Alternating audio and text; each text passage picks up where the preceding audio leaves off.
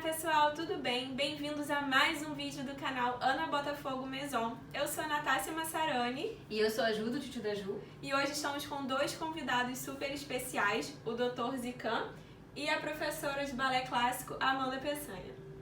Bom, a gente vai deixar que eles mesmos se apresentem para vocês. Então, Dr. Zican, por favor. Muito bem, prazer estar aqui com vocês hoje. Eu sou professor da Faculdade de Medicina da Universidade Federal do Rio de Janeiro e trabalho com dança já há alguns anos, junto da companhia do Teatro Municipal do Rio de Janeiro e atualmente como professor da Escola de Dança Maria Linneu, onde desenvolvi tanto a minha dissertação de mestrado como a minha tese de doutorado, tudo voltado para a lesão do bailarino clássico. Olá, gente. Eu sou Amanda Peçanha, professora da Escola de Danças Maria Linneu, coordenadora do Centro de Arte Nós da Dança e professora da Companhia de Dança Débora Coker. Dou aula, leciono na escola há 15 anos já, sou pedagoga também e queria dizer que é uma alegria estar aqui junto com meu amigo Fernando Zican e com vocês também, queridos.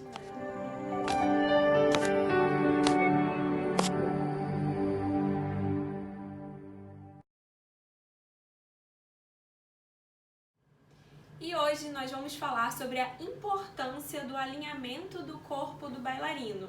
E para isso estamos aqui eu e a Ju, representando as bailarinas, e a Amanda como professora, porque esse tema ele é de extrema importância, tanto para o bailarino quanto para o professor que vai ensinar, né?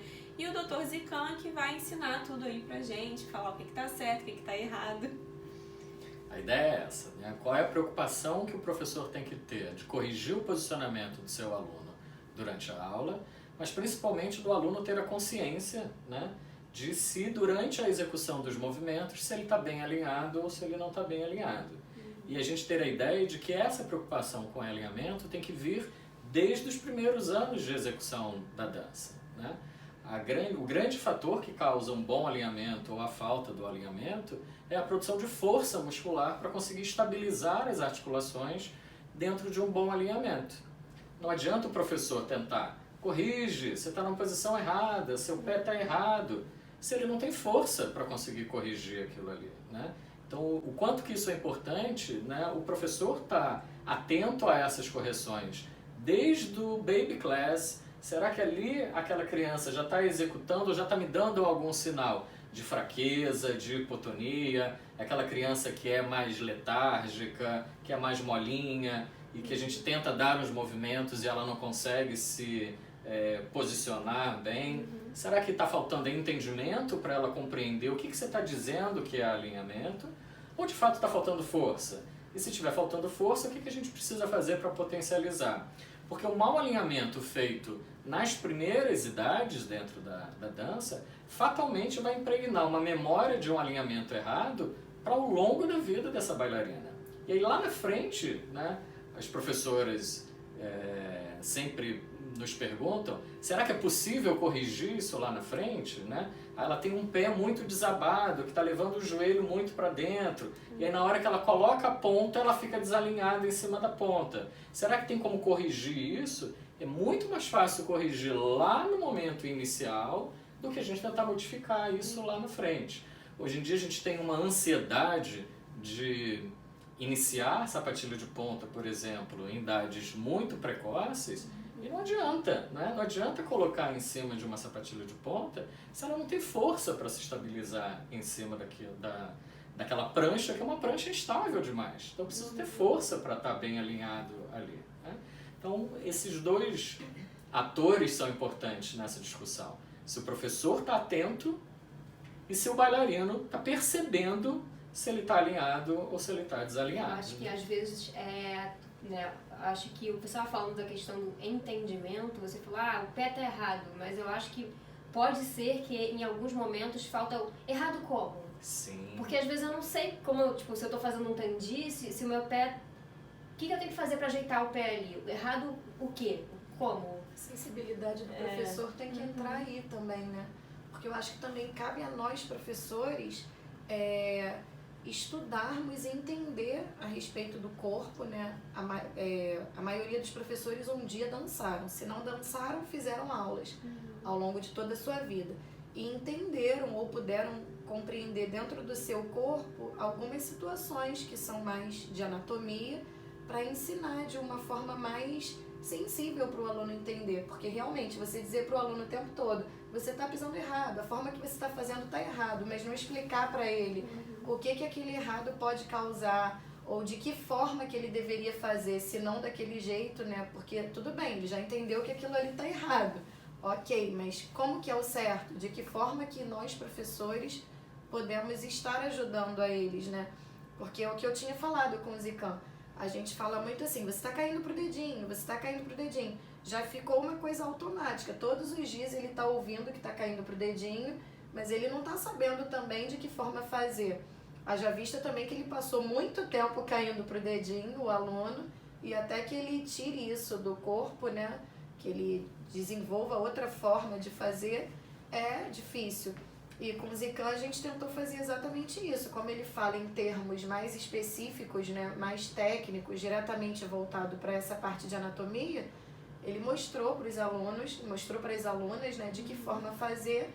E eu tentei pegar esse gatilho aí, né, fui em cima do que ele falou e comecei a tentar trabalhar com as alunas dessa forma, de acordo com o que ele tinha passado, né, fazer desse jeito também. Porque é óbvio, eu não sou fisioterapeuta, não estudei isso, mas a gente pode se aprofundar em algumas coisas, né, para ajudar os alunos, porque eu acho que o que acontece também é que ser professor é uma responsabilidade muito grande e a gente não pode ficar confortável e cômodo. Eu sou professora, eu sei o que eu faço, eu sei dar aula, a gente pode dar excelentes aulas, saber, mas aquele cuidado específico com o corpo do aluno, né, que não é só também da pisada, aqui a gente está falando de alinhamento, mas com o corpo no geral, né? Sim. É importante a gente ter a ideia que o processo de aprendizagem é um processo que não é igual para todos os indivíduos, né? Então a gente tem, e a gente vai ter dentro de uma sala de aula, alunos que são facilmente conectados a uma informação verbal. Então você falar com ele, olha, corrige a sua postura, aquilo pode fazer sentido para ele. Outros indivíduos só conseguem desenvolver uma capacidade de aprendizagem através de informação sinestésica, por exemplo. Então, se eu não for lá no corpo dela e falo, olha, esse joelho tem que estar alinhado com esse tornozelo, esse seu pé não pode estar caindo para dentro, você percebeu? Então, às vezes, alguns vão, ao olhar o seu pé, vai ter uma compreensão exata do que você está falando e vai conseguir perceber no teu corpo, realmente eu estou fazendo algo errado. Outros não.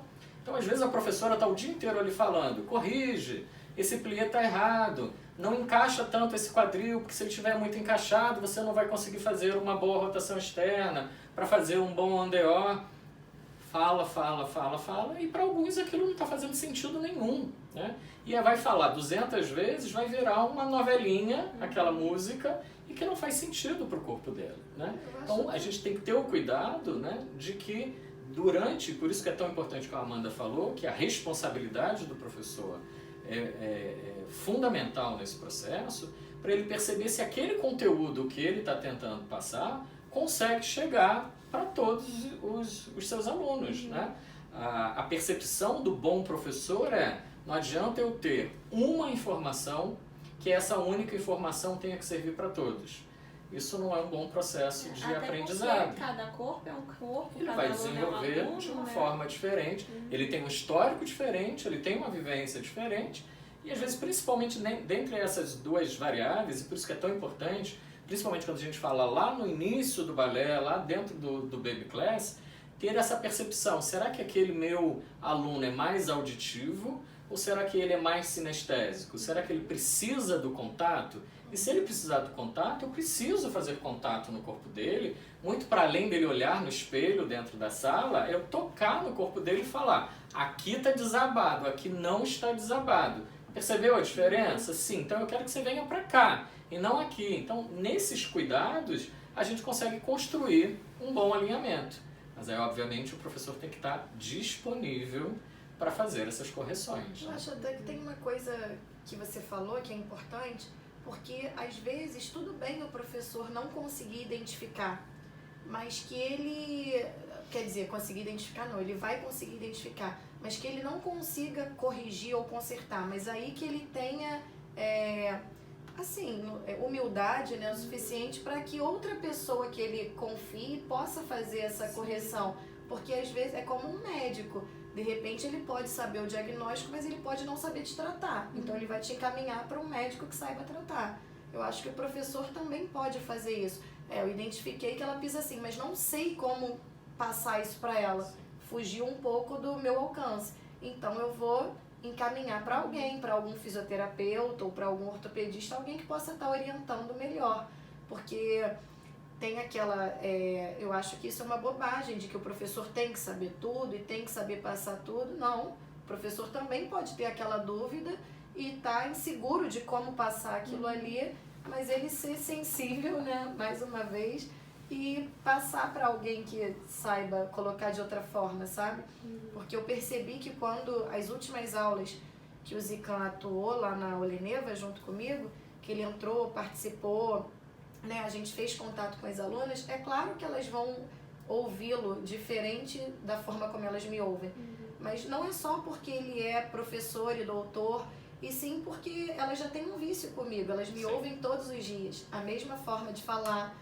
Então é uma pessoa diferente falando, obviamente super capaz, experiente, mas é uma pessoa diferente e uma pessoa específica, direcionada para aquele assunto. Então elas vão se questionar e vão pensar, poxa, ele né, fisioterapeuta, doutor, tá dizendo que eu tô pisando assim, rola até aquela preocupação da parte delas de buscar fazer diferente. Quando você falou, no início, quando você estava falando, você falou sobre alertar para o problema, para ela poder corrigir, dançar melhor, e também porque aquilo poderia causar algo, alguma lesão na bailarina. E eu achei isso muito interessante, casa com o que você está falando agora, porque às vezes você corrige a aluna e ela pensa, tá, mas eu vou continuar e tal. Eu consigo fazer desse jeito. Eu consigo fazer desse jeito, assim, tá confortável. Mas a partir do momento que você mostra que aquilo ali pode causar algo ruim, uma lesão, pode causar uma dor, às vezes toca mais, né? E aí, eu mesma já aconteceu de professor me corrigir, eu tá cansada e, mas tava bom fazendo desse jeito. Mas aí quando eu penso, não, mas isso aqui pode me causar alguma coisa e tal, aí, mesmo por mais cansado, por mais, a gente vai correr atrás para não deixar aquilo acontecer, para não se machucar. Então isso é muito legal também, não só corrigir para melhorar a técnica, mas também alertando o que aquilo pode causar se não for corrigido, né? Para que elas não pensem que é só uma questão estética, né? Exatamente. Desse jeito tá feio. Não, desse jeito pode vir a te prejudicar. Não é só uma questão estética, né? É uma questão de saúde mesmo. O professor precisa perceber que nem todos os alunos que estão dentro da sala dele serão bailarinos profissionais, né? Então, ao impacto de responsabilidade que esse professor tem, sim, talvez ela não vai ser uma grande bailarina, mas eu não posso fomentar que ela venha ter um problema cedo. Então, ela não vai ser uma grande bailarina, mas eu não posso fazer com que com 20 anos ela tenha que fazer uma cirurgia no joelho, porque eu produzi um desalinhamento naquele corpo. Então, a gente ter uma ideia de que o impacto gerado, principalmente na primeira infância e numa idade um pouco mais jovem, pode produzir um desalinhamento significativo para indivíduos que não serão bailarinos, né? Então, essa dança não pode impactar negativamente a produção daquele corpo. Então, uma preocupação que a gente tem que ter é que as últimas gerações estão formando corpos diferentes, né? Todos os professores têm percebido, mães têm percebido, que as crianças estão mais obesas, de composições corporais diferentes, com muito mais tecido gorduroso às vezes do que tecido muscular, e isso tudo tem que estar sendo observado desde o começo. Então é lá no comecinho, no Baby Class, que eu preciso perceber como é que está o desenvolvimento daquele corpo, como é que está o desenvolvimento de ritmo, de habilidade, de destreza motora fina, mas também de destreza motora grosseira, né? Esse professor do Baby Class é que é o grande agente de percepção, onde tudo pode se alinhar certo, tudo pode dar errado, né? Infelizmente, a gente observa muitos professores que vão dar aula de Baby Class, que às vezes são professores altamente despreparados para estar naquele momento, né? É um momento rico de desenvolvimento da psicomotricidade, da coordenação, do senso espacial, do senso de ritmo e principalmente do senso de consciência corporal. E aí naquele momento, se ficar sempre, é a estagiária da academia que dá o baby class, é a menina que está mais avançada que vai dar aula, a gente perde uma grande possibilidade de desenvolver um bom trabalho físico. Até porque nem todo mundo vai ser bailarino. E se nem todo mundo vai ser bailarino, que a gente construa corpos com bom ritmo, com bom desenvolvimento motor. As crianças estão muito mais sedentárias, estão mais paradas. Às vezes, e o professor percebe isso, o único momento da semana daquela criança em que ela se movimenta, em que ela brinca, em que aquele corpo está livre para fazer, é dentro da aula do balé, né? Porque às vezes ele não faz isso na escola, às vezes em casa ele não consegue ter espaço para desenvolver aquilo. A gente até percebe, mas aquela menina dentro da sala é muito imperativa, ela corre o tempo inteiro. Às vezes é o único momento que ela tem para fazer aquilo na vida, né? Então é óbvio que eu tenho que potencializar muito mais aquilo, né? Toda aquela energia que ela tá para desenvolver aquele corpo, do que eu pegar a menina, botar a mão na barra e vamos fazer um plié. Não é por aí, né? São momentos diferentes onde eu tenho que desenvolver atividades corporais diferentes, né? E eu acho que também é importante que o professor tenha consciência do seu corpo. Porque para a gente conseguir passar para o aluno, a gente tem que entender na gente. E isso não significa ser um ótimo bailarino ou ter uma técnica brilhante, mas ter um conhecimento mesmo estrutural, sabe? Da sua pisada, da forma como você de repente vai mostrar. Há professores que mostram, há professores que não, né? Mas você entender melhor sobre si, você vai conseguir transmitir melhor para o aluno. Eu sei porque quando eu comecei a dar aula, eu dançava ainda no corpo de baile e depois que eu comecei a dar aula, tudo começou a fazer muito mais sentido enquanto bailarina. Porque eu comecei a me observar muito mais, porque era uma obrigação tão grande aquilo que eu exigia, que eu tinha que ser coerente, né? Se eu pedia daquela forma, eu também tinha que aplicar em mim daquilo ali. Eu acho que é aí que eu fui entender o que era ser professora, porque eu tinha aquela responsabilidade de fazer em mim aquilo que eu exigia que os meus alunos fizessem. Então, que os professores se estudem, né? E que entendam melhor isso para conseguir transmitir para os alunos. Porque os alunos replicam, né? A gente é uma referência. Eles querem olhar e fazer parecido ou querem seguir o que a gente fala, o que a gente acredita. Sim.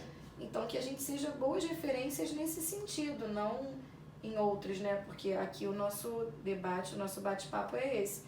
Que a gente entenda melhor para reproduzir melhor para o aluno também. Como o Zican estava falando do despreparo, né? Que a gente entende que há muitas pessoas que precisam dar aula, né? Mas que de repente não são professores. E aí não tem o conhecimento suficiente, né? O conhecimento necessário para si, e aí também não consegue passar para o aluno. É importante essa humildade do professor perceber que se ele não estiver seguro na execução do ato, o quão perigoso pode ser uma aula de balé, né? A aula em si tem uma metodologia muito clara, muito definida, que tem grande possibilidade de potencializar o desenvolvimento de qualquer indivíduo, em qualquer idade, em qualquer faixa que for.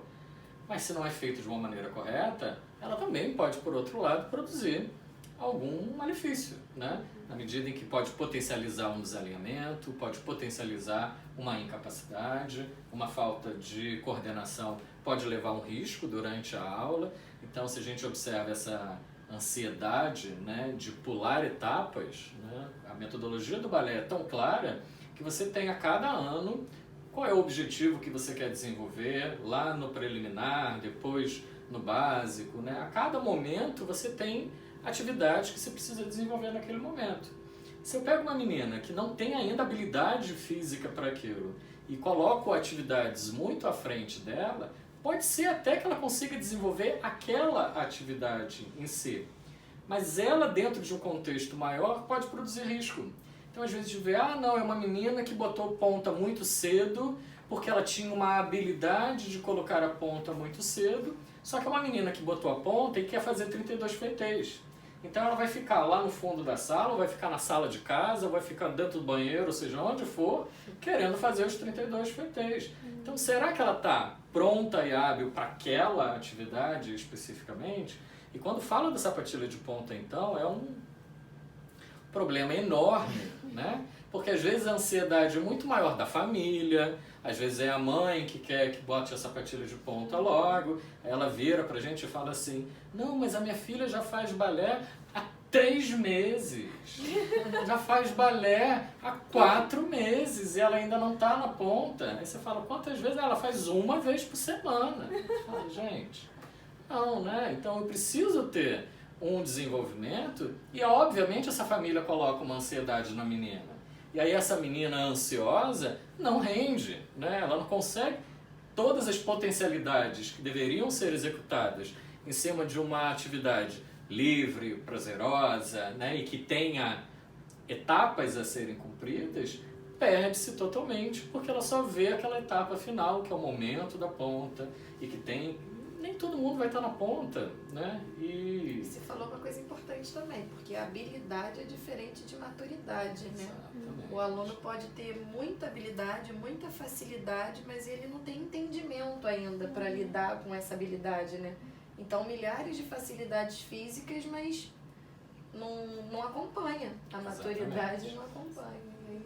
E eu acho que o balé também é uma arte muito visual, né? Às vezes você estava falando, vai pular etapas para a menina botar na ponta e fazer pirueta. Tá, a menina consegue fazer 3 preços na ponta, mas às vezes não consegue fazer um plié. Aí faz 3 piruetas e não faz a E terminação. desaba dali de cima. Da pirueta, né? Exatamente essa a importância que as etapas de aquisição motora vai levar ao desenvolvimento de habilidades específicas para momentos específicos, né? Então, a metodologia do balé é uma metodologia tão boa, né, no sentido de você ter um entendimento claro de cada etapa, que não tem como queimar etapa nesse processo e tentar acelerar uma via de execução de uma determinada atividade a troco de nada. E pegando o gancho do que a Amanda disse, das habilidades, tem um outro grande risco, que aí volta para o nosso tema de hoje, que é em cima dos alinhamentos corporais. Às vezes a gente tem uma criança que é muito flexível. E a característica de flexibilidade, de mobilidade dela é dada por vários fatores, né? Por fatores genéticos, por fatores raciais. Então a gente tem toda uma composição que leva aquele corpo determinado a ter mais movimento ou a ter menos movimento. Quanto mais movimento o indivíduo tiver, maior é a necessidade de força para estabilizar aquele corpo. Então olha que relação perigosa que a gente vai construindo, né? E no meu doutorado eu trabalhei bastante com isso.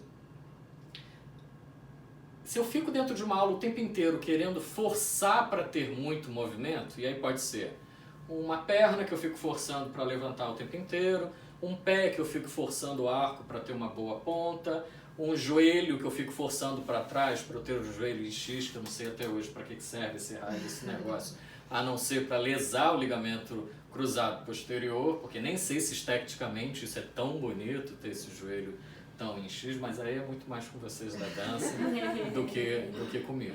Mas quando tem esse excesso de mobilidade, ou uma cultura de forçar um excesso de mobilidade, eu tenho que ter associado a ela uma cultura de se ganhar força. Porque não adianta ter muito movimento e não tem força. Quantos alunos a gente vê aí, pega uma perna, levanta a perna, que é uma beleza, mas não consegue segurar a perna num arabesque. Não tem força para manter aquilo ali. Então de que adiantou aquilo tudo de movimento? Então se eu pega não a perna consigo... lá em cima, quando solta a perna... Bah, desaba. Aí também tem o que ele falou da cultura, né? Porque a gente tem que lembrar que a gente conhece toda a tradição do balé clássico e respeita, mas nós somos brasileiros, com físicos brasileiros, onde existem muitas limitações, né? E que também cabe a nós, acho que está muito voltado isso para o professor também, não exigir esse excesso, não pedir para o aluno rodar um ângulo de 180 graus se ele não tem naquele momento. É claro que ele vai trabalhar para ter. A ideia não é que ele não tenha, é que ele tenha. mas de forma consciente. Não é você tem que abrir a primeira posição zerada, ou você tem que levantar a perna, colocar a perna totalmente de lado. Às vezes o aluno não tem bacia para isso, não tem preparo, e isso vai vir com o tempo. A gente entende que isso seria o ideal, que é a forma mais bonita, mas não pular essa etapa, porque o Zican tinha dito, por exemplo, da ansiedade da aluna, da ansiedade da família. Ok, essas pessoas podem ser ansiosas, mas o professor não pode. Pode ser ansioso. Porque se o professor for ansioso, ele vai prejudicar o aluno. Se ele quiser que o aluno, naquele momento, abra uma primeira totalmente anterior, sem ele poder abrir, que ele feche uma quinta perfeita, ou que ele coloque a perna totalmente à la seconde, sem ele conseguir colocar, naquele momento, aí a ansiedade do professor vai prejudicar e até mesmo lesionar o aluno, né? E isso não é ser retrógrado e nem dizer que a gente está exigindo menos, não é nada disso. Mas tudo dentro da limitação, né? Porque tem pessoas que têm isso mais natural, mas para pessoas que não têm, é muito doloroso. É muito não é ser difícil. retrógrado, é você prezar pela saúde do aluno. Exatamente. Né? E entender que cada um tem as suas limitações e tem os seus alcances. E a gente já consegue ter dados estatísticos aqui no Brasil do quanto que é desproporcional a ideia de se eu começo a desenvolver todas essas habilidades muito precoce, o tempo de vida útil dessa bailarina também fica mais curto. Então eu penso, é uma menina que começou a fazer ponta muito cedo e aí era a menina da escola, então ela fazia todas as variações, todos os espetáculos, fazia tudo em cima daquele corpo, ainda imaturo, mas que tinha a habilidade de executar tal atividade. Às vezes a gente pega uma menina dessa com 20 anos, 22 anos e não consegue fazer mais nada. Então o dano que eu gerei naquele corpo no intervalo de tempo foi tão alto que eu reduzo o tempo de vida útil dessa bailarina. Então acho que isso não é o desejo de nenhum professor, né? Bom, gente, e agora a gente vai mostrar um pouquinho de tudo isso que a gente falou na prática. A Ju tá aqui toda linda de bailarina e ela vai fazer algumas demonstrações aí. A gente vai mudar o cenário aqui e aí vocês acompanham.